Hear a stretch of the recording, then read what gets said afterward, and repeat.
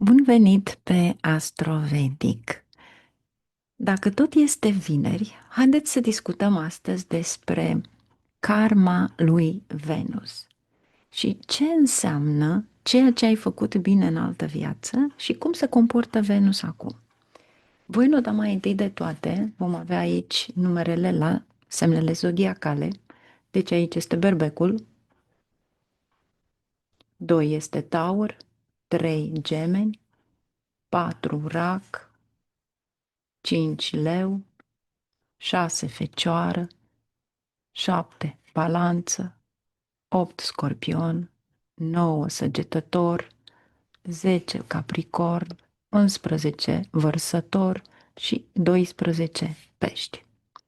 Ce vreau să înțelegeți aici? Vreau să știți că poziția 5-a de la oricare planetă, da? Deci de acolo de unde aveți planeta pe harta voastră, dacă voi numărați poziția a 5-a, vedeți care este meritul vostru pe care îl aveți dintr-o altă viață. Și e valabil pentru toate planetele. În funcție de Venus, să spunem că este aici, voi numărați 5 case pentru a vedea dacă acea karmă pe care o ai și în funcție de Venus este ceva la care te va ajuta sau îți va da ceva să înveți mai mult. Ce ar trebui să știi? Dacă vom lua Venus de aici, întotdeauna numărați din casa în care se află planeta respectivă 5 case. Și bineînțeles, vedeți casa respectivă, ce semn zodiacal are și care este guvernatorul acelei case.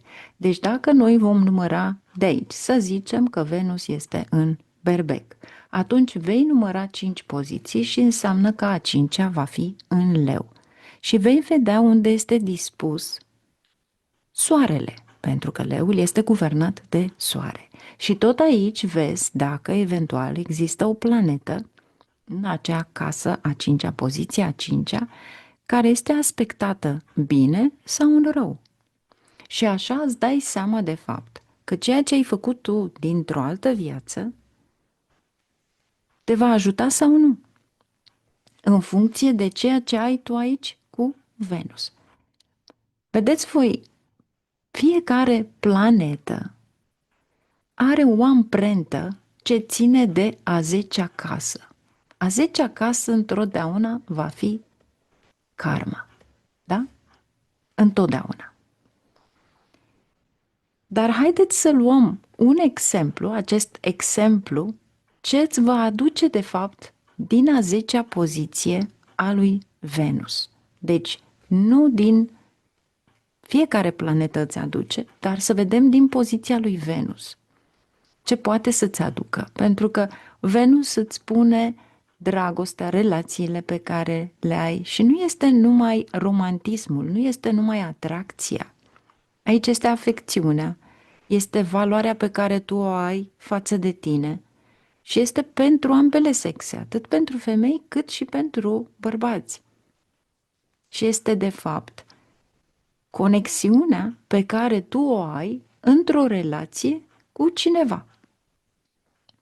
Deci, a 10-a casă întotdeauna reprezintă karma ta. Este motivația, este acțiunea și rezultatul eforturilor pe care le faci. Deci dacă vom vedea în funcție de o planetă, și aici avem Venus, a 10-a poziție, asta înseamnă că îți arată de fapt dragostea, iubirea, parteneriatul, relațiile, cum ți-ai făcut destinul, cariera și, bineînțeles, imaginea publică. Să presupunem că Venus este într-un semn de foc, da? Deci, dacă Venus este într-un semn de foc, am spune că va fi prezent în Berbec, după care va fi în Leu și în Săgetător. Deci, odată ce ea va fi în aceste semne de foc, a 10-a poziție de la Venus va merge întotdeauna într-un semn de pământ. Și anume, dacă vom lua Venus în berbec, și voi scrie aici, pentru ușurința voastră, da? Înseamnă că a 10-a poziție a lui Venus aici va fi în Capricorn.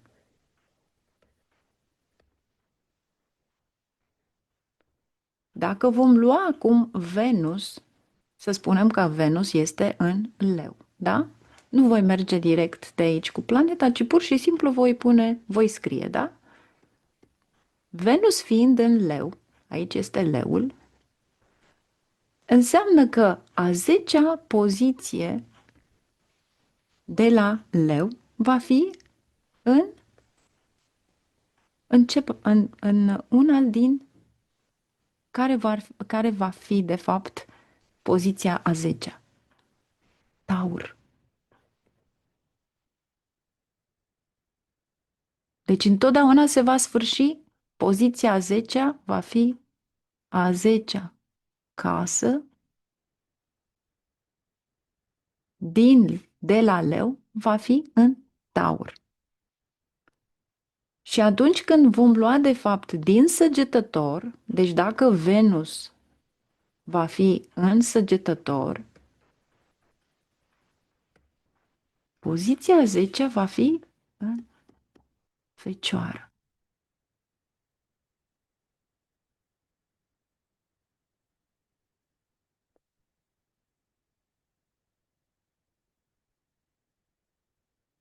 Deci numai așa înțelegeți, și aici vom face ten, ca să știți care este. Deci Venus în momentul în care îl aveți în berbec sau în leu sau în săgetător, în semne de foc, atunci veți ști că pozițiile lor sunt în semne de pământ. Și asta înseamnă că tu ai să construiești stabilitate, pentru că ele merg într-un semn de pământ, înseamnă că tu ai să construiești o stabilitate în dragoste, în relații. Acolo îți pui, de fapt, ancora, da? Acolo îți crește statutul tău, bogăția ta și, bineînțeles, recunoașterea ta. În momentul în care te căsătorești, înseamnă că vei avea un parteneriat lung. Aici îți aduce, de fapt, un progres material, îți aduce câștiguri financiare și, bineînțeles, o stabilitate financiară. Reputația ta va crește și, în același moment, să știți că iubirea, căsătoria, vă învață să aveți răbdare. Dacă acea a 10-a casă sau de la acel lord care guvernează casa, sau bineînțeles, dacă Venus este în conjuncție cu o planetă malefică, condiția lui Venus trebuie să o vedem, poate că soțul, soția este practic în viață, dar emoțional distant. Și atunci înseamnă că îți aduce, de fapt, multe obstacole. În orice. De la relație, la bani, absolut tot. Deci evenimentele pe care tu trebuie să le faci aici și să le vezi aici este cariera pe care o ai, este relocarea ta în momentul în care te căsătorești, pentru că te îndepărtezi de casa mamei și a tatălui, atunci poți să vezi stabilitatea și, bineînțeles, dacă sunteți dependenți ca parteneri, aici vedeți proprietatea, finanțele pe care voi le faceți ca parteneri, dar în momentul în care are o conjuncție cu o planetă malefică sau un aspect, atunci înseamnă că este o iritare emoțională. Dacă Venus se află într-un semn de pământ, deci atunci vom lua cu altă culoare pentru a vedea nuanța și pentru a vă explica în același moment și sper să mă susțineți în momentul în care vă place să le vedeți, cum s-ar zice. Deci, dacă Venus ar fi în Taur, voi face cu culoarea verde, cu această culoare, Venus să fie în Taur, Venus să fie în Fecioară și Venus să fie în Capricorn. Da? Atunci să știți că a 10-a casă, a 10-a casă de la distanța lor, întotdeauna va fi într-un semn de aer, și anume Gemeni, Balanță și, bineînțeles, Vărsător.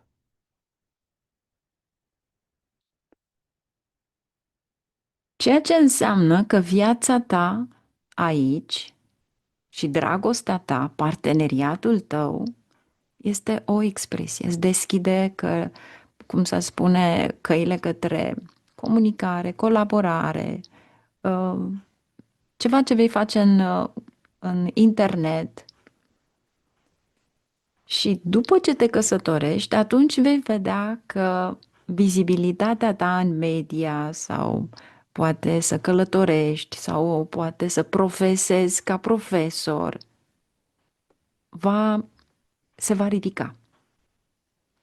Posibil ca soțul, soția, să fie inteligent, să fie talentat, să aibă mintea la afaceri. Poate că de multe ori va fi distras de unele lucruri pe care trebuie să le facă, dar cu siguranță finanțele și reputația vor crește. Aici înseamnă că trebuie să pui un accent extraordinar pe carieră, comunicare și, bineînțeles, prezența online.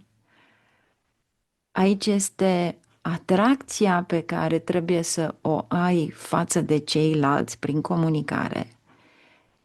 În același moment și partenera va fi conectat cu media, călătorii sau tehnologie și evitați în special voi, dar și partenerii, să bârfiți sau să comparați unele relații, pentru că acest lucru va aduce ghinion.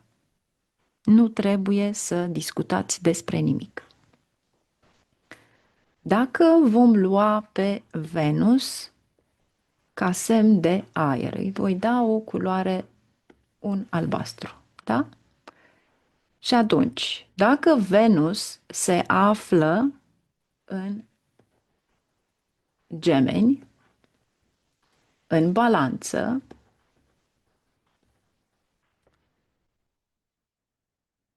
sau în Vărsător. Deci atunci când se află în aceste semne de aer, înseamnă că a 10-a poziție, voi va trebui pur și simplu să numărați, dar este foarte simplu. Să spunem că sunteți în Gemeni, da? Întotdeauna vă duceți în spate, nu e nevoie să mergeți să calculați, să spuneți 1, 2, 3, nu. Ci pur și simplu vă duceți în spate, a 12-a casă va fi Taur, da? Și atunci imediat mergi în spate pentru că îți dai seama că a 10-a poziție de la Venus, a 10-a, 12, 11, 10, va fi în Pești. Deci, pentru fiecare în parte, nu e neapărat să numărați. Voi știți chiar în spate unde se află și imediat veți vedea care este de fapt a 10-a poziție. Sau atunci numărați dacă doriți. Dar toate vor merge în semne de apă și anume în Pești, Scorpion și Rac.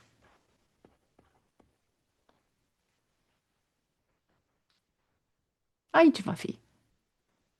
Deci, pur și simplu numărați de acolo de unde l-aveți. Venus în Gemeni, Venus în Balanță, Venus în Vărsător, a 10-a casa, inclusiv din casa în care sunteți. Sau numărați în spate, pentru că în spatele lui Venus acum aici aveți casa a 12-a. Fiind aici prima casă, o luați ca prima casă pentru voi acolo unde se află, înseamnă că în spatele lui este a 12-a poziție, a 11-a și după aceea a 10-a.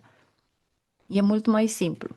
Dar voi o veți face așa cum doriți voi să o faceți, da?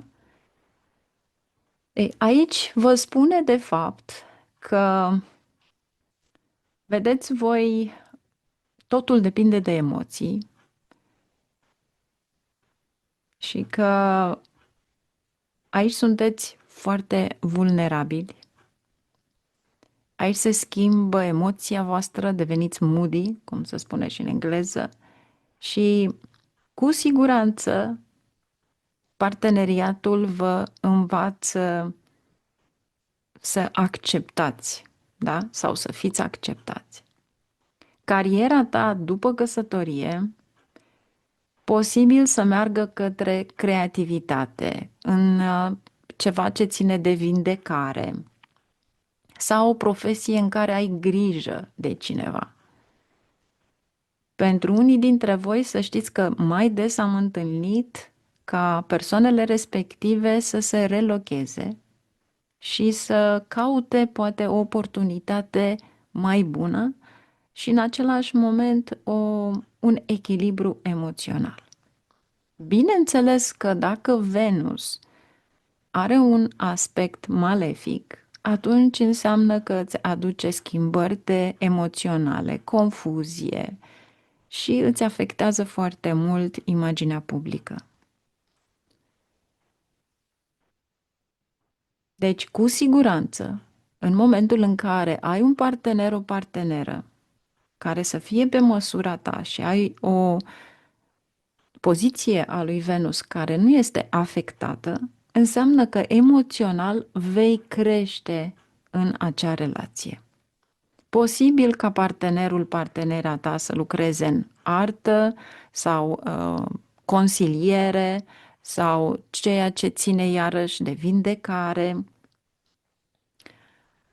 Posibil pentru voi să vă schimbați mereu locul de muncă, poate e o relocare după căsătorie și ceea ce învățați este că totul trebuie să aibă o limită și în emoție. Să zicem acum că avem pe Venus într-un semn de apă. Voi lua altă culoare. Deci dacă Venus este într-un semn de apă, și asta înseamnă să fie în Rac, în Scorpion sau în Pești. Și atunci vom pune Venus aici, Venus în Scorpion și Venus în Pești. Asta înseamnă că pozițiile lor, deci în momentul în care mergeți în a 10-a poziție de la fiecare, toate vor fi într-un semn de foc. Și atunci vom scrie a 10-a aici, a 10-a, nu, scuzați.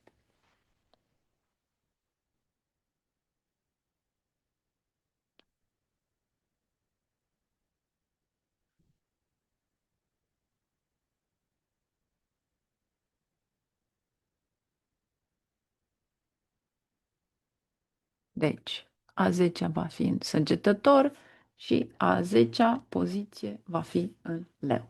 Deci, dacă Venus este în Scorpion, e normal să fie a 10-a poziție în Leu. Dacă Venus este în Rac, înseamnă că poziția lui a 10-a va fi în Berbec. Dacă Venus este în Pești, înseamnă că poziția lui a 10-a va fi în Săgetător. Aici ce creează de fapt? Vedeți voi, în momentul în care vă căsătoriți, aveți o relație, relația respectivă te împinge să acționezi, să fii lider, să creezi. Și după căsătorie sau parteneriat, să zicem, devii ambițios, ai încredere în tine. Este ca și cum îți dă energie, acel foc. Combinația respectivă aduce, de fapt, un cuplu dinamic, foarte activ social, chiar și profesional, și vrei să fii independent. Și întotdeauna să știți că aici partenerul vă dă, de fapt, spațiu pentru a face ceea ce vrei. Bineînțeles că dacă există o conjuncție sau o poziție malefică sau un aspect malefic asupra lui Venus, atunci înseamnă că nu ai prea multă pasiune, înseamnă că ai o mulțime de obstacole sau un surplus de ego sau pur și simplu vrei să domini, dar câteodată te arzi, da, de la ceea ce faci, pentru că este un semn de foc. Dar cu siguranță ce se întâmplă în viața ta în momentul în care ai un partener, pentru cei care, bineînțeles, aveți Venusul respectiv în apă și imediat a 10-a poziție merge în foc, înseamnă că vei crește neașteptat în carieră sau după căsătorie,